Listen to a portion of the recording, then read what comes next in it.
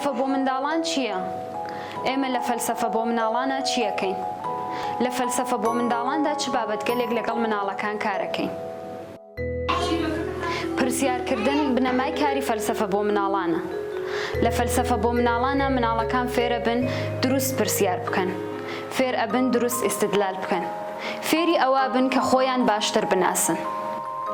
لە فەلسەفە بۆ مناڵانە مناڵەکان فێرەکەین کە ورد ببینن، مناڵەکان فێرەکەین کە جوان گوێ بگرن، مناڵەکان فێری ئەوەکەن کە توێژی منتەقی لەگەڵ هاوڕەکانیان و لەگەڵ کەسانی دیکە باشتر فێر ببن.